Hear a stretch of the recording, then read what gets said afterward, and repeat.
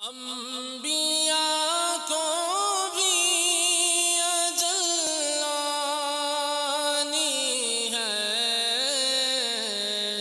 مگر ایسی کہ فقط آنی ہے۔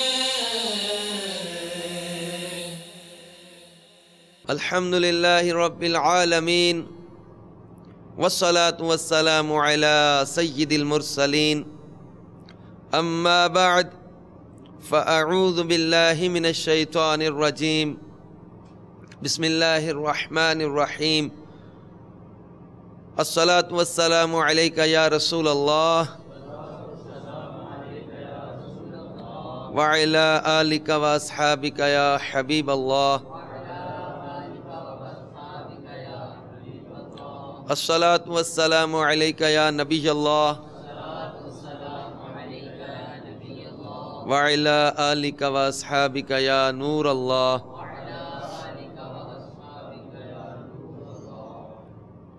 سرکار نامدار، مدینے کے تاجدار، رسولوں کے سردار، شفیع روز شمار، جناب احمد مختار صلی اللہ تعالی علیہ وآلہ وسلم کا فرمان خوشبودار ہے، روز قیامت تم میں سے میرے زیادہ قریب وہ ہوگا جس نے مجھ پر زیادہ درود پڑھے ہوں گے۔ صلو علی الحبیب صلی اللہ تعالی علی محمد وعلی آلہ وصحبہ وبارک وسلم۔ میٹھے میٹھے اسلامی بھائیوں اور مدنی چینل کے ناظرین، مدنی چینل کے سلسلے انبیاء کرام کے واقعات کے ساتھ آپ کی بارگاہ میں حاضر ہیں۔ اللہ تبارک و تعالی کا کتنا بڑا احسان ہے کہ اس نے اپنے پیارے محبوب صلی اللہ تعالی علیہ وسلم کے ساتھ ساتھ ہمیں تمام انبیاء کرام کی محبت بھی عطا فرمائی، اور آج ہم اپنے میٹھے آقا مدینے والے مصطفیٰ صلی اللہ تعالی علیہ وسلم کے جد اعلیٰ حضرت سیدنا ابراہیم علی نبینا و علیہ الصلاۃ والسلام کے واقعات یہاں پر انشاءاللہ تعالی ذکر کریں گے۔ حضرت ابراہیم علی نبینا و علیہ الصلاۃ والسلام کے واقعات بھی بہت ہی زیادہ سبق آموز اور دلچسپ بھی ہیں،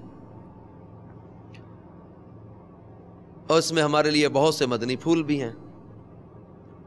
حضرت ابراہیم علی نبینا علیہ الصلاۃ والسلام کا لقب ابو الضیفان یعنی بہت بڑے مہمان نواز ہے۔ آپ کی پیدائش طوفان نوح کے 1709 سال بعد اور حضرت عیسیٰ علیہ الصلاۃ والسلام کی ولادت سے تقریباً 2300 سال پہلے شہر بابل کے قریب قصبہ کونی میں ہوئی، اور تفسیر خزائن العرفان میں آپ کی پیدائش کا مقام سوس بیان کیا گیا ہے۔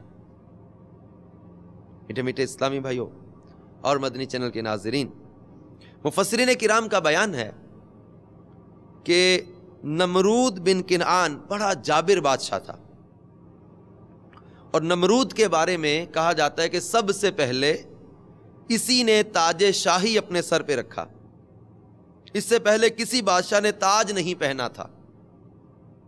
نمرود لوگوں سے زبردستی اپنی پوجا کرواتا تھا، کاہن اور نجومی اس کے دربار میں بکثرت اس کے مقرب تھے۔ نمرود نے ایک رات خواب دیکھا، ایک ستارہ نکلا اور اس کی روشنی میں چاند، سورج وغیرہ سارے ستارے بے نور ہو کر رہ گئے۔ کاہنوں اور نجومیوں نے اس خواب کی یہ تعبیر اس کو بتائی کہ ایک لڑکا ایسا پیدا ہوگا جو تیری بادشاہت کے زوال کا باعث ہوگا۔ یہ سن کر نمرود بے حد پریشان ہو گیا، اور اس نے یہ حکم دے دیا کہ میرے شہر میں جو بچہ پیدا ہو وہ قتل کر دیا جائے، اور مرد عورتوں سے جدا رہیں۔ چنانچہ ہزاروں بچے قتل کر دیے گئے، مگر تقدیرات الہیہ کو کون ٹال سکتا ہے؟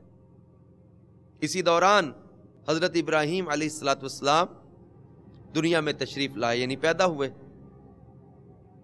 اور بادشاہ یعنی نمرود کے خوف سے ان کی والدہ نے شہر سے دور پہاڑ کے ایک غار میں ان کو چھپا دیا تھا، اور اسی غار میں جا کر حضرت ابراہیم علیہ نبینا علیہ الصلوۃ والسلام کی والدہ روزانہ انہیں دودھ پلا دیا کرتی تھی۔ اور روح البیان تفسیر کے اندر ہے کہ بعض مفسرین نے 7 برس اور بعض نے 17 برس تک کا ذکر کیا کہ حضرت ابراہیم علیہ السلام اسی غار میں پرورش پاتے رہے۔ اور حضرت ابراہیم علیہ نبینا علیہ السلام کی والدہ جب آپ کے پاس جاتی تو آپ اکثر شکم سیر ہوتے تھے۔ جبریل امین علیہ نبینا علیہ السلام آپ کی حفاظت کرتے تھے، فرشتے آپ کی حفاظت پر مامور تھے۔ حضرت ابراہیم علیہ نبینا علیہ السلام کی جب غار سے باہر تشریف آوری ہوئی، جب آپ اپنی قوم میں تشریف لائے تو اپنی قوم کو دیکھا کہ یہ لوگ مختلف چیزوں کی پوجا کرتے تھے۔ تو اللہ تبارک و تعالی جل جلالہ کے پیارے نبی حضرت ابراہیم علیہ نبینا علیہ السلام نے ان کو دعوت توحید دی۔ اور ایک بات میرے پیارے اسلامی بھائیوں اور مدنی چینل کے ناظرین، یہاں پر ضروری ہے کہ ہم اس کو کلیئر کریں کہ بعض تاریخ کی کتابوں میں آزر کا ذکر ہے، یہ ابراہیم علیہ نبینا علیہ السلام کا چچا تھا۔ آزر ابراہیم علیہ السلام کے چچا کا نام ہے، اور حضرت ابراہیم علیہ السلام کے والد کا نام طارق ہے، اور یہی تفاسیر میں بیان کیا گیا ہے۔ اور سرکار مدینہ صلی اللہ تعالی علیہ وسلم کا فرمان جو ہے نا، وہ اس بات پر زبردست دلیل ہے، جس کو تفسیر روح المعانی میں علامہ محمود آلوسی رحمۃ اللہ تعالی علیہ نے نقل کیا۔ پیارے آقا صلی اللہ تعالی علیہ وسلم نے فرمایا انقل من اصلاب الطاہر الی رحام الطاہرات، کہ میں ہمیشہ پاک پشتوں سے پاک رحموں کی طرف منتقل ہوتا رہا۔ نبی کریم صلی اللہ تعالی علیہ وسلم کے آباء و اجداد میں سے حضرت آدم اور حضرت حوا تک تمام تر آپ کے آباء و اجداد سب کے سب مومن موحد اور ہر طرح کے زنا، بدکاری اور شرک سے پاک ہیں۔ پیارے آقا صلی اللہ تعالی علیہ وآلہ وسلم کے فرمان عالی شان کے بعد یہ بات واضح ہو گئی کہ حضرت ابراہیم علیہ السلام کے والد کا نام آزر نہیں ہے، اور جہاں ان کو ابی کہہ کر ذکر کیا گیا، اب اس میں عرب میں آپ نے یہ سنا پڑھا یا دیکھا ہوگا کہ بعض اوقات چچا کو بھی ابی کہا جاتا ہے، جیسا کہ پیارے آقا مدینے والے مصطفیٰ صلی اللہ تعالی علیہ وسلم نے خود کہا کہ میرے بابا عباس کو مجھ پر پیش کرو، یعنی ابی کہہ کر حضرت عباس چونکہ سرکار صلی اللہ علیہ وسلم کے چچا ہیں، تو سرکار صلی اللہ تعالی علیہ وسلم نے ان کو بھی اس موقع پر باپ کہا، تو چچا کو بھی باپ ہی کی مثل کہا گیا، کیونکہ روح المعانی تفسیری کے اندر اس کی وضاحت ہے کہ ماموں باپ ہے اور چچا بھی باپ ہے، یعنی ان معنوں میں چچا جو تھا حضرت ابراہیم علیہ نبینا علیہ السلام کا وہ آزر، اس کو بھی ابی کہا گیا، جبکہ اصل آپ کے باپ آپ کے والد طارق ہیں، جو کافر نہیں تھے، جو غیر مسلم نہیں تھے، اور کسی قسم کی بھی جو ہے نا وہ شرک میں کبھی بھی حضرت ابراہیم کے والدین مبتلا نہیں ہوئے، کیونکہ اللہ تعالیٰ کا فرمان ہے قرآن پاک میں انما المشرکون نجس، بے شک مشرک تو ناپاک لوگ ہیں۔ تو سرکار دو عالم صلی اللہ تعالی علیہ وسلم کے فرمان عالی شان میں فرمایا کہ میں ہمیشہ پاک پشتوں سے پاک رحموں کی طرف منتقل ہوتا رہا، تو اس میں آپ کے آباء و اجداد کے بارے میں تفاسیر میں اور محدثین نے یہ بیان کیا کہ آپ کے آباء و اجداد ہر طرح کی بدکاری سے بھی پاک تھے اور ہر طرح کے جب وہ شرک سے بھی پاک تھے۔ تو حضرت ابراہیم علیہ نبینا علیہ السلام کے والد طارق تھے۔ اب جہاں ان کے والد کے طور پر ذکر آئے تو آزر نہیں، آزر آپ کا چچا ہے۔ تو میٹھے میٹھے اسلامی بھائیوں اور مدنی چینل کے ناظرین، حضرت ابراہیم علیہ نبینا علیہ الصلوۃ والسلام نے اپنی قوم کو دیکھا کہ یہ لوگ مختلف چیزوں کی عبادت کرتے تھے. اب حضرت ابراہیم علیہ نبینا علیہ الصلوۃ والسلام نے کیسے دل نشین انداز میں ان لوگوں کو توحید کی دعوت دی. آئیے قرآن پاک میں سورۃ الانعام کی آیت نمبر 76 تا 79 میں اس کا تذکرہ جو اللہ تبارک و تعالیٰ نے فرمایا، اس کو پڑھتے ہیں. اللہ تبارک و تعالیٰ ارشاد فرماتا ہے، پارہ 7، فَلَمَّا جَنَّ عَلَيْهِ اللَّيْلُ رَأَىٰ كَوْكَبًا قَالَ هَٰذَا رَبِّي فَلَمَّا أَفَلَ قَالَ لَا أُحِبُّ الْآفِلِينَ فَلَمَّا رَأَى الْقَمَرَ بَازِغًا قَالَ هَٰذَا رَبِّي فَلَمَّا أَفَلَ قَالَ لَئِن لَّمْ يَهْدِنِي رَبِّي لَأَكُونَنَّ مِنَ الْقَوْمِ الضَّالِّينَ فَلَمَّا رَأَى الشَّمْسَ بَازِغَةً قَالَ هَٰذَا رَبِّي هَٰذَا أَكْبَرُ فَلَمَّا أَفَلَتْ قَالَ يَا قَوْمِ إِنِّي بَرِيءٌ مِّمَّا تُشْرِكُونَ إِنِّي وَجَّهْتُ وَجْهِيَ لِلَّذِي فَطَرَ السَّمَاوَاتِ وَالْأَرْضَ حَنِيفًا وَمَا أَنَا مِنَ الْمُشْرِكِينَ. پھر جب ان پر رات کا اندھیرا آیا تو ایک تارا دیکھا، بولے اسے میرا رب ٹھہراتے ہو. پھر جب وہ ڈوب گیا بولے مجھے خوش نہیں آتے ڈوبنے والے. پھر جب چاند چمکا دیکھا بولے اسے میرا رب بتاتے ہو. پھر جب وہ ڈوب گیا کہا اگر مجھے میرا رب ہدایت نہ کرتا تو میں بھی انہی گمراہوں میں ہوتا. پھر جب سورج جگمگاتا دیکھا بولے اسے میرا رب کہتے ہو، یہ تو ان سب سے بڑا ہے. پھر جب وہ ڈوب گیا تو کہا اے قوم میں بیزار ہوں ان چیزوں سے جنہیں تم شریک ٹھہراتے ہو. میں نے اپنا منہ اس کی طرف کیا جس نے آسمان و زمین بنائے، ایک اسی کا ہو کر، اور میں مشرکوں میں نہیں. اب قوم آپ سے جھگڑا کرنے لگے.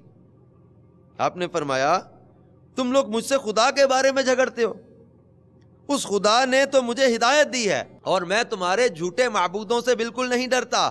سن لو بغیر میرے رب کے حکم کے تم لوگ اور تمہارے یہ جھوٹے معبود میرا کچھ نہیں بگاڑ سکتے.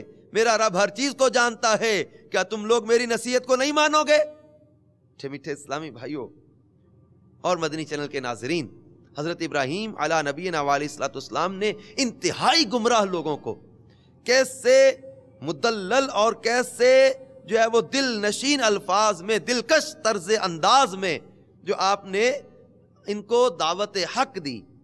اور ان آیات کو لکھنے کے بعد حضرت ابراہیم علیہ نبینا علیہ الصلوۃ والسلام کی دعوت توحید کو بیان کرنے کے بعد علامہ عبد المصطفیٰ اعظمی رحمۃ اللہ تعالی علیہ یہ لکھتے ہیں، غور کیجئے کہ کتنا دلکش طرز بیان اور کس قدر مؤثر طریقہ استدلال ہے کہ نہ کوئی سخت کلامی ہے، نہ کسی کی دل آزاری، نہ کسی کے جذبات کو ٹھیس لگا کر اس کو غصہ دلانا ہے، بس اپنے مقصد کو نہایت ہی حسین پیرایا اور خوبصورت انداز میں منکرین کے سامنے دلیل کے ساتھ پیش کر دینا ہے. میٹھے میٹھے اسلامی بھائی اور مدنی چینل کے ناظرین، پتہ چلا کہ کسی کو جب ہم دعوت دیں، نیکی کی دعوت دیں، اس کو برائی سے منع کریں، حسن اخلاق کے ساتھ، حسن تدبیر کے ساتھ ان کو جو ہے وہ اللہ تبارک و تعالیٰ کی طرف بلائیں. جیسے کسی کو نصیحت کرنی ہے، آپ اس کو گالی دیں، آپ اس کو اگر سخت جملے بولیں تو اس کا دل، اس کے جو ہے وہ ذہن کے دریچے آپ کے لیے جو ہے نا وہ فطری طور پر بند ہونا شروع ہو جائیں گے. اگر آپ اس کو پیار دیں گے، حسن اخلاق کے ساتھ اچھی دعوت دیں گے، نیکی کی دعوت دیں گے، تو انشاءاللہ تبارک و تعالی حسن اخلاق کی برکت سے آپ دیکھیں گے کہ اس کا دل آپ کی طرف مائل ہوتا چلا جائے گا. تو میٹھے میٹھے اسلامی بھائیوں اور مدنی چینل کے ناظرین، حضرت ابراہیم علیہ نبینا و علیہ الصلوۃ والسلام نے جب اپنی قوم کو نیکی کی دعوت دی، ان کو برائی سے منع کیا۔ اب یہ لوگ کہنے لگے کہ ہم نے تو اپنے باپ داداؤں کو اسی طرح کرتے دیکھا ہے، اور یہ قوم کے لوگ ایک میلے پہ جاتے تھے، اور ان کا سالانہ میلہ ہوتا تھا، اور کہتے تھے کل ہماری عید کا دن ہے، وہاں ہمارا بہت بڑا میلہ لگے گا، وہاں آپ چل کر دیکھیں ہمارے دین میں کیا لطف اور کیسی بہار ہے۔ اور اس قوم کا یہ دستور تھا، یہ جنگل میں جمع ہوتے، دن بھر لہو و لعب میں مشغول ہو کر، اور شام کو اپنے جو ہے وہ جھوٹے معبودوں کے پاس جا کر ان کی پوجا کرتے، اور وہاں پر جو ہے نا مختلف قسم کے چڑھاوے اور اس طرح کے کام کرتے۔ حضرت ابراہیم علیہ نبینا علیہ الصلوۃ والسلام نے قوم کی دعوت پر تھوڑی دیر تو چلنے کا مظاہرہ کیا، تھوڑی دور چلے، پھر میلہ کی طرف چلتے ہوئے آپ نے کہا کہ میں بیمار ہونے والا ہوں، اپنی بیماری کا عذر کر کے واپس تشریف لے آئے، اور قوم کے لوگ میلے میں چلے گئے۔ حضرت ابراہیم علیہ نبینا علیہ الصلوۃ والسلام نے ان سے فرما دیا، سورۃ الانبیاء کی آیت نمبر 57 میں اللہ تعالیٰ نے اس کا ذکر فرمایا۔ تو حضرت ابراہیم علیہ نبینا علیہ الصلوۃ والسلام نے ان لوگوں سے کہا وَتَاللَّهِ لَأَكِيدَنَّ أَصْنَامَكُمْ بَعْدَ أَن تُوَلُّوا مُدْبِرِينَ، ترجمہ کنز الایمان، اور مجھے اللہ کی قسم ہے میں تمہارے بتوں کا برا چاہوں گا بعد اس کے کہ تم پھر جاؤ پیٹھ دے کر۔ چنانچہ اس کے بعد حضرت ابراہیم علیہ نبینا علیہ الصلوۃ والسلام نے کلہاڑا لیا اور بت خانے میں تشریف لے گئے، اور دیکھا کہ اس میں چھوٹے بڑے بہت سارے انہوں نے جھوٹے معبود بنا رکھے، اور دروازے کے سامنے ایک بہت بڑا انہوں نے جھوٹا معبود بنا کے رکھا ہوا تھا۔ ان جھوٹے معبودوں کو دیکھ کر توحید الہی کے جذبہ سے سرشار آپ نے کلہاڑا مار مار کر ان کو چکنا چور کر ڈالا، اور سب سے بڑے جو جھوٹا معبود بنا ہوا تھا اس کے کندھے پہ لا کر کلہاڑا رکھ دیا، اور بت خانہ سے باہر چلے گئے۔ قوم کے لوگ جب واپس آئے تو یہ دیکھ کر حیران رہ گئے کہ یہاں تو سب کچھ ٹوٹا پڑا تھا، اور ایک دم شور مچانے لگے۔ اللہ تبارک و تعالی نے سورۃ الانبیاء کی آیت نمبر 59 میں ان کا یوں ذکر کیا، ترجمہ کنز الایمان۔ تو وہ کہنے لگے کس نے ہمارے خداؤں کے ساتھ یہ کام کیا، بے شک وہ ظالم ہے۔ تو کچھ لوگوں نے کہا کہ ہم نے ایک نوجوان جس کا نام ابراہیم ہے اس کی زبان سے ان کو برا بھلا کہتے ہوئے سنا ہے۔ قوم نے کہا اس جوان کو لوگوں کے سامنے لاؤ، شاید لوگ گواہی دیں کہ اسی نے ان کو توڑا ہے۔ چاچا حضرت ابراہیم علیہ نبینا علیہ الصلوۃ والسلام بلائے گئے تو قوم کے لوگوں نے پوچھا اے ابراہیم کیا تم نے ہمارے خداؤں کے ساتھ یہ سلوک کیا ہے؟ تو حضرت ابراہیم علیہ السلام نے فرمایا کہ یہ جو بڑا معبود تم نے بنا رکھا ہے اسی سے پوچھو، اسی کے کندھے پر کلہاڑا ہے۔ تو وہ لوگ کہنے لگے ہم ان سے کیا پوچھیں، آپ تو جانتے ہیں کہ یہ بول نہیں سکتے۔ آپ نے فرمایا جو ٹوٹ گئے ان سے پوچھو، یا جو بڑا تم نے معبود بنا رکھا ہے اس سے پوچھو۔ تو وہ قوم کے لوگ کہنے لگے یہ تم جانتے ہو یہ نہیں بولتے۔ حضرت ابراہیم علیہ نبینا علیہ الصلوۃ والسلام نے ان سے جو فرمایا، اب حضرت ابراہیم علیہ السلام نے ایک اور بڑے پیارے انداز میں ان کو دعوت حق دی۔ چنانچہ فرمایا قال افتعبدون من دون اللہ ما لا ينفعكم شيئا ولا يضركم اف لكم ولما تعبدون من دون اللہ افلا تعقلون، ترجمہ کنز الایمان۔ کہا تو کیا اللہ کے سوا ایسے کو پوجتے ہو جو نہ تمہیں نفع دے اور نہ نقصان پہنچائے؟ تف ہے تم پر اور ان بتوں پر جن کو اللہ کے سوا پوجتے ہو، تو کیا تمہیں عقل نہیں؟ میٹھے میٹھے اسلامی بھائیوں، پھر سورۃ الانبیاء کی آیت نمبر 68 میں ارشاد ہوتا ہے ان کو جلا دو اور اپنے خداؤں کی مدد کرو اگر تمہیں کرنا ہے۔ یعنی یہ قوم کے لوگوں نے اب آپس میں ان کی حضرت ابراہیم علیہ الصلوۃ والسلام کی حق گوئی کا نعرہ سن کر یہ چلا چلا کر کہنا شروع کر دیا۔ اب میرے پیارے میٹھے اسلامی بھائیوں اور مدنی چینل کے ناظرین، یہاں پر ایک بات اور واضح ہم کر لیں کہ من دون اللہ سے مراد یہ بت ہیں، من دون اللہ سے مراد جھوٹے معبود ہیں جن کی غیر مسلم پوجا کرتے تھے۔ بعض عاقبت نا اندیش جو ہے نا وہ ان آیات کو انبیاء یا اولیاء پر چسپاں کر کے مومنین کو غیر مسلم قرار دینے کا سوچتے، شیطانی وسوسوں کا شکار ہوتے۔ اللہ تبارک و تعالیٰ کے نبی یا ولی جو ہیں وہ من دون اللہ نہیں ہیں، بلکہ وہ اللہ کے محبوبین ہیں۔ من دون اللہ سے مراد یہ غیر مسلموں کے بنائے ہوئے جھوٹے معبود۔ تو اب قوم کے لوگوں نے جھگڑا کرنا شروع کیا، اور یہاں پر مفسرین کرام نے فرمایا کہ دو صورتیں ہوئیں، یا تو نمرود کے ساتھ بھی مناظرہ اس کے بعد ہو چکا تھا، یا آگ میں جانے کے بعد مناظرہ ہوا۔ میٹھے پیارے اسلامی بھائیوں، اس دلچسپ مناظرے کا بھی تذکرہ سنتے ہیں کہ حضرت ابراہیم علیہ نبینا علیہ الصلوۃ والسلام کے واقعات میں یہ بہت ہی اہم اور دلچسپ واقعہ ہے کہ جو آپ کا نمرود بادشاہ کے ساتھ مناظرہ ہوا۔ جیسا کہ ہم نے پہلے ذکر کیا کہ یہ بڑے تنتنے کا بادشاہ تھا، سب سے پہلے اس نے سر پر تاج شاہی رکھا اور خدائی کا دعویٰ کیا تھا اس نے، اور یہ بدکاری کے ذریعے پیدا ہوا تھا، اور سلطنت جو ہے اس کی بہت بڑی تھی، پوری روئے زمین کی جسے بادشاہ عطا کی گئی، یہ ان بادشاہوں میں سے ہے۔ پوری سلطنت جو بادشاہت ہے دنیا کی 4 قسم کے لوگوں کو ملی، جن میں 2 مومن اور 2 کافر، حضرت سلیمان علیہ نبینا علیہ الصلوۃ والسلام اور حضرت ذوالقرنین، یہ صاحبان ایمان تھے، اور نمرود اور بخت نصر یہ دونوں غیر مسلم تھے۔ اور نمرود نے اپنی سلطنت میں یہ قانون نافذ کر دیا تھا کہ اس نے خوراک کی تمام چیزوں کو اپنی تحویل میں لے لیا تھا۔ یہ صرف انہی لوگوں کو خوراک کا سامان دیا کرتا تھا جو لوگ اس کی خدائی کو تسلیم کرتے تھے۔ چنانچہ حضرت ابراہیم علیہ نبینا علیہ الصلوۃ والسلام اس کے دربار میں غلہ لینے کے لیے تشریف لے گئے، تو اس بدبخت نے کہا کہ پہلے تم مجھے سجدہ کرو، مجھے خدا تسلیم کرو، جبھی میں تم کو غلہ دوں گا۔ حضرت ابراہیم علیہ نبینا علیہ الصلوۃ والسلام نے بھرے دربار میں علل اعلان فرما دیا کہ تو جھوٹا ہے، اور میں صرف ایک خدا کا پرستار ہوں جو وحدہ لا شریک ہے۔ یہ سن کر نمرود آپ پہ سے باہر ہو گیا اور آپ کو دربار سے نکال دیا اور ایک دانہ بھی نہیں دیا۔ آپ اور آپ کے چند متبعین جو مومن تھے بھوک کی شدت سے پریشان ہو کر جاں بلب ہو گئے۔ اس وقت آپ ایک تھیلا لے کر ایک ٹیلے کے پاس تشریف لے گئے اور تھیلے میں ریت بھر کر لائے۔ اب میٹھے پیارے اسلامی بھائیوں، اللہ تبارک و تعالیٰ کے نبی حضرت ابراہیم اور ان کے ساتھیوں کا توکل دیکھیں۔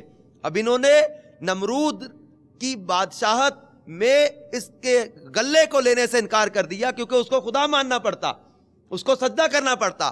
آپ نے اس کو سجدہ کرنے سے انکار کیا، اللہ تبارک و تعالیٰ پر بھروسہ کیا، اللہ پر توکل کیا، اور اللہ تبارک و تعالیٰ جل جلالہ نے ان کے توکل کی یوں لاج رکھی کہ حضرت ابراہیم علیہ السلام ایک تھیلا ٹیلے سے بھر کر ریت کا لائے اور اللہ تعالیٰ کی بارگاہ میں دعا مانگی، تو وہ ریت کو اللہ تعالیٰ نے آٹا بنا دیا۔ تو میٹھے میٹھے اسلامی بھائی اور مدنی چینل کے ناظرین، حضرت ابراہیم علیہ نبینا علیہ السلام اور آپ کے ساتھیوں نے وہ کھانا کھایا، اور اس کے بعد نمرود تو اور زیادہ غصے میں آگ بگولا ہو گیا کہ انہوں نے تو مجھ سے کھانا لینے سے بھی انکار کر دیا۔ اسے ہمارے وہ اسلامی بھائی درس حاصل کریں کہ جو مال کمانے کے لیے اپنے آپ کو غیر مسلم شو کر دیتے ہیں، مال کمانے کے لیے دوسرے ملکوں میں جانے کے لیے ویزا لگوانے کے لیے اپنے آپ کو نان مسلم شو کرتے، طرح طرح کے جو ہے وہ کفریہ فارمز پر سگنیچر کرتے، شرائط کو تسلیم کرتے، مال آنا چاہیے، حرام حلال کی تمیز اٹھا کے بس مال کمانے کے پیچھے دوڑ رہے، جبکہ ہم سے فرمایا جا رہا کہ تم اللہ تعالیٰ پر بھروسہ کرو۔ فرمایا جو اللہ پر بھروسہ کرے اللہ اس کے لیے کافی ہے۔ تو میٹھے بیٹے اسلامی بھائیوں اور مدنی چینل کے ناظرین، نمرود نے حضرت ابراہیم علیہ نبینا علیہ الصلوۃ والسلام کو آگ میں ڈلوانے کا ارادہ کیا۔ حضرت ابراہیم علیہ السلام کو پکڑ لیا اور کہا، بتاؤ تمہارا رب کون ہے جس کی عبادت تم کرتے ہو اور تم لوگوں کو دعوت بھی دے رہے ہو؟ حضرت ابراہیم علیہ الصلوۃ والسلام نے فرمایا، نمرود میرا رب وہی ہے جو لوگوں کو جلاتا اور مارتا ہے، یعنی زندہ کرتا اور مارتا ہے، میرا رب وہ ہے۔ نمرود نے کہا، یہ تو میں بھی کر سکتا ہوں۔ چنانچہ اس جاہل نے ایک جاہلانہ دلیل دی مارنے اور جلانے کی، مارنے اور زندہ کرنے کی۔ اس نے 2 قیدیوں کو جیل خانے سے دربار میں بلایا، ایک کو موت کی سزا ہو چکی تھی اور دوسرا رہا ہو چکا تھا۔ نمرود نے پھانسی پانے والے کو تو چھوڑ دیا اور بے قصور کو پھانسی دے دی اور بولا دیکھو جو مرنے جا رہا تھا میں نے اس کو زندہ کر دیا، اور جو زندہ تھا میں نے اس کو پھانسی دے کر مار دیا۔ حضرت ابراہیم علیہ نبینا علیہ السلام سمجھ گئے کہ انتہائی احمق اور جو وہ گامڑ آدمی ہے، جو جلانے اور مارنے کا یہ مطلب سمجھ بیٹھا ہے۔ اس لیے آپ نے اس کے سامنے ایک اور بڑی روشن اور واضح دلیل پیش کی۔ چاچا آپ نے ارشاد فرمایا اے نمرود، میرا رب وہی ہے جو سورج کو مشرق سے نکالتا ہے، اگر تو خدا ہے فأتی بہا من المغرب، تو سورج کو مغرب سے نکال دے۔ حضرت ابراہیم علیہ نبینا علیہ السلام نے زبردست دلیل رکھ دی کہ میرا رب تو سورج کو مشرق سے نکالتا ہے، اگر تو رب ہے، خدا ہے، تو سورج کو مغرب سے نکال کے دکھا۔ اس کو اللہ تبارک و تعالی نے قرآن مجید میں سورۃ البقرہ کی آیت نمبر 258 میں بیان کیا۔ ترجمہ کنز الایمان، اے محبوب کیا تم نے نہ دیکھا تھا اسے جو ابراہیم سے جھگڑا اس کے رب کے بارے میں، اس پر کہ اللہ نے اسے بادشاہی دی، جبکہ ابراہیم نے کہا میرا رب وہ ہے کہ جلاتا اور مارتا ہے، بولا میں جلاتا اور مارتا ہوں۔ ابراہیم نے فرمایا تو اللہ سورج کو لاتا ہے پورب سے، تو اس کو پچھم سے لے آ، تو ہوش اڑ گئے کافر کے، اور اللہ راہ نہیں دکھاتا ظالموں کو۔ میٹھے میٹھے اسلامی بھائیوں، حضرت ابراہیم علیہ السلام کی یہ دلیل سن کر نمرود مبہوت اور حیران رہ گیا اور کچھ بھی نہ بول سکا۔ اس طرح یہ مناظرہ حضرت ابراہیم علیہ نبینا علیہ السلام جیت گئے، اور حضرت ابراہیم علیہ السلام کی فتح کے بعد جو ہے وہ نمرود اور زیادہ آگ بگولا ہو گیا اور زیادہ جو ہے وہ ظلم پر اتر آیا۔ چنانچہ اس نے اور اس کی قوم کے لوگوں نے مل کر یہ مشورہ کیا کہ اب حضرت ابراہیم علیہ نبینا علیہ السلام کو آگ میں ڈال دیا جائے۔ حضرت ابراہیم علیہ السلام کے لیے انہوں نے اتنا بڑا آگ کا الاؤ جلایا کہ اس آگ کے شعلے اتنے بلند ہو رہے تھے کہ اس کے اوپر سے کوئی پرندہ بھی اڑ کر گزرتا تو وہ جل جاتا تھا۔ آپ علیہ السلام کے جسم پر سے کپڑے اتارنے لگے، اور ان ظلم و ستم کے مجسموں نے ایک گوپھن کے ذریعے، یعنی منجنیق جس میں پتھر بھر کر دور پھینکا جاتا، تو شیطان نے ان کو آ کر مشورہ دیا، تو اس کے مشورے پر انہوں نے حضرت ابراہیم علیہ السلام کو اس میں رکھا، اور جیسے توپ کا گولہ پھینکا جاتا ہے، کیونکہ آگ اتنی بڑی انہوں نے جلا لی تھی، اب اس کے قریب کون جائے، دور دور سے لوگوں کو وہ آگ تپش کے ذریعے جلا رہی تھی۔ اب حضرت ابراہیم علیہ نبینا علیہ السلام کو ان لوگوں نے اچھال دیا آگ کی طرف۔ اب میرے پیارے میٹھے اسلامی بھائی اور مدنی چینل کے ناظرین، حضرت ابراہیم کی استقامت پر غور کیجئے کہ ان کو آگ میں ڈالا جا رہا ہے، لیکن حضرت ابراہیم علیہ السلام اپنے رب جل جلالہ کی وحدانیت پر کس قدر ڈٹے ہوئے۔ جب حضرت ابراہیم علیہ نبینا علیہ السلام کو انہوں نے آگ میں اچھالا تو مخلوقات الہیہ چیخ مار مار کر بارگاہ خدا بندی میں عرض کرنے لگیں، اے اللہ تیرے خلیل آگ میں ڈالے جا رہے ہیں، ان کے سوا زمین میں کوئی اور انسان تیری توحید کا لمبردار اور تیرا پرستار نہیں، لہٰذا ہمیں اجازت دے کہ ہم ان کی امداد و نصرت کریں، ہم ان کی مدد کریں۔ تو اللہ تعالیٰ نے فرمایا ابراہیم میرے خلیل ہیں اور میں ان کا معبود ہوں، اور اگر حضرت ابراہیم تم سبوں سے فریاد کر کے مدد طلب کریں تو میری اجازت ہے کہ تم سب ان کی مدد کرنا۔ اب حضرت ابراہیم علیہ السلام کے پاس پانی کے فرشتہ حاضر ہوا، اس نے عرض کیا حضور اجازت دیں میں پانی برسا دوں اس آگ پر۔ پھر ہوا کا فرشتہ حاضر ہوا، حضور اجازت دیں کہ میں تیز ہوا آندھی چلا کر اس آگ کو اڑا دوں۔ تو حضرت ابراہیم علیہ نبینا علیہ السلام نے ان سے کہا کہ میرا رب جانتا ہے کہ اس کا خلیل آگ میں جا رہا ہے۔ اللہ اکبر کبیرہ، کس قدر توکل مضبوط تھا کہ جے سونا میرے دکھ میں راضی تے میں سکھ نو چلے پاواں۔ اگر میرے مولا کی اسی میں رضا ہے کہ اس کا ابراہیم آگ میں جلا دیا جائے تو میں جلنے کے لیے تیار ہوں۔ اسے کہتے مولا کی رضا پہ راضی رہنا۔ اور تفاسیر میں حضرت ابراہیم علیہ السلام کی ایک دعا کا تذکرہ ہے کہ حضرت ابراہیم علی نبینا علیہ السلام کو جب آگ کی طرف انہوں نے اچھالا تو حضرت ابراہیم نے ایک دعا پڑھی. وہ دعا کیا تھی؟ لا الہ الا انت سبحانک لک الحمد ولک الملک لا شریک لک. اور جب آپ آگ کے شعلوں میں داخل ہوئے تو جبریل امین علیہ السلام حاضر ہوئے, کہا اے خلیل کیا آپ کو کوئی حاجت ہے؟ تو آپ نے فرمایا تم سے کوئی حاجت نہیں. پھر جبریل نے عرض کیا خدا ہی سے اپنی حاجت عرض کیجئے. یہ توکل کا کتنا اعلیٰ درجہ تھا. تو آپ نے جواب دیا کہ میرا حال میرا رب بہتر جانتا ہے, لہذا اگر وہ چاہے گا تو مجھے اس آگ میں نجات عطا کر دے گا, ورنہ اگر اس کی یہی رضا ہے کہ مجھے یہاں شہید کر دیا جائے تو میں مولا کی رضا پہ راضی. میٹھے میٹھے اسلامی بھائیوں, اللہ تبارک و تعالیٰ نے آگ کے لیے جو حکم ارشاد فرمایا اس کو سورۃ الانبیاء کی آیت نمبر 69 میں ذکر فرمایا, قلنا یا نار کونی بردا وسلاما علی ابراہیم. ترجمہ کنز الایمان, ہم نے فرمایا اے آگ ہو جا ٹھنڈی اور سلامتی ابراہیم پر. میٹھے میٹھے اسلامی بھائیوں, چنانچہ نتیجہ یہ ہوا کہ جس کو قرآن نے شاندار لہجے میں یوں بیان کیا, وَأَرَادُوا بِهِ كَيْدًا فَجَعَلْنَاهُمُ الْأَخْسَرِينَ. ترجمہ کنز الایمان, اور انہوں نے اس کا برا چاہا تو ہم نے انہیں سب سے بڑھ کر ضیاءکار کر دیا. میٹھے میٹھے اسلامی بھائیوں, حضرت ابراہیم علیہ نبینا علیہ السلام پر آگ جو ہے وہ سلامتی والی ٹھنڈی ہو گئی, اتنی ٹھنڈی بھی نہیں کہ سردی سے مر جائیں. اور حضرت ابراہیم علیہ نبینا علیہ السلام کتنا عرصہ آگ میں رہے, اس کے بارے میں تفاسیر میں مختلف اقوال ہیں کہ بعض نے لکھا کہ 7 دن تک, اور بعض تفاسیر میں ہے کہ 40 دن تک. تفسیر ساوی کی جلد 4 میں ہے کہ بعض نے کہا کہ 50 دن تک آپ آگ میں رہے. میٹھے اسلامی بھائیوں اور مدنی چینل کے ناظرین, اس واقعہ سے ان لوگوں کو تسلی ملتی ہے جو باطل کی طاغوتی طاقتوں کے سامنے استقامت کا پہاڑ بن کر ڈٹ جاتے ہیں. اقبال نے کیا خوب کہا تھا, یہ آج بھی ہو جو براہیم کا ایمان پیدا, آج بھی ہو جو براہیم سا ایمان پیدا, آگ کر سکتی ہے انداز گلستان پیدا. میٹھے میٹھے اسلامی بھائیوں اور مدنی چینل کے ناظرین, حضرت ابراہیم علیہ السلام کو آگ میں پھینکا گیا.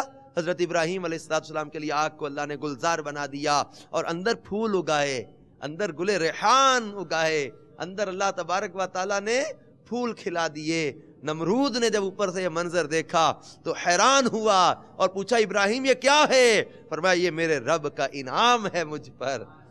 میرے میٹھے میٹھے اسلامی بھائی اور مدنی چینل کے ناظرین, ہم بھی حضرت ابراہیم علی نبینا علیہ السلام کے ان واقعات سے یہ ہمارے لیے زبردست درس ہے. ایک کیسی بھی اس راہ میں مشکل آئے, کیسی بھی تکلیف آئے, کیسی بھی پریشانی آئے, اللہ تبارک و تعالیٰ کی رضا پہ راضی رہے. اللہ تبارک و تعالیٰ جل جلالہ کی رضا پہ راضی رہ کر صبر و شکر کی کیفیت میں زندگی بسر کریں. ہم لوگ ذرا سی تکلیف آتی ہے شکوہ شکایت شروع کر دیتے ہیں, ذرا سی تنگی آئے شکوہ شکایت شروع کر دیتے ہیں, ذرا سی کوئی دنیاوی رکاوٹ بھی آ جائے شکوہ شکایت شروع کر دیتے ہیں. جبکہ اللہ تبارک و تعالیٰ کے نبی حضرت ابراہیم علیہ السلام کے ان واقعات میں اور آگے اگلے سلسلے میں جو آپ حضرت ابراہیم کے دیگر واقعات بھی سنیں گے, آپ ان جو ہے وہ واقعات میں زبردست توکل علی اللہ کا درس موجود پائیں گے کہ اللہ تبارک و تعالیٰ کے ان پیاروں نے کس قدر اللہ تبارک و تعالیٰ پر بھروسہ کیا, توکل کیا, تکالیف میں, مصیبتوں میں, اذیتوں میں, سفر میں, غریب الوطنی میں, ہر طرح کی کیفیتوں میں اپنے رب کی رضا پہ راضی رہے. ہمیں بھی اس راہ میں اللہ تبارک و تعالیٰ جل جلالہ پر بھروسہ کرتے ہوئے, اللہ تبارک و تعالیٰ پر توکل کرتے ہوئے چلتے رہنا چاہیے. میٹھے میٹھے اسلامی بھائیوں اور مدنی چینل کے ناظرین, ان چیزوں کا درس حاصل کرنے کے لیے, صبر کا درس حاصل کرنے کے لیے, شکر کی تعریف اور شکر کے بارے میں معلومات جاننے کے لیے میں دعوت دوں گا کہ آپ دعوت اسلامی کے مکتبۃ المدینہ کا شائع کردہ رسالہ شکر کے موضوع پر جو ہے, شکر کے فضائل, یہ آپ حاصل کریں, اس کو پڑھیں, اپنے بزرگوں کے واقعات پڑھیں, احادیث پڑھیں, شکر کے فضائل پڑھیں, آپ کے اندر جو ہے وہ شکر کی کیفیت پیدا ہو. پھر نگران شورا کا ایک بڑا اہم بیان ہے, یہ وقت گزر جائے گا, یہ بیان آپ سنیں، انشاءاللہ تبارک و تعالی آپ کو تکالیف پر صبر کرنے اور شکر کی کیفیت میں استقامت پانے کا نسخہ ملے گا۔ مدنی قافلوں میں سفر اور مدنی انعامات پر عمل کی برکت سے انشاءاللہ تبارک و تعالی ہم یہ اچھی چیزیں سیکھتے رہیں گے۔ اللہ تبارک و تعالی ہم سب کو اپنی رضا پہ راضی رہنے کی توفیق عطا فرمائے، آمین بجاہ النبی الامین صلی اللہ تعالی علیہ وآلہ وسلم۔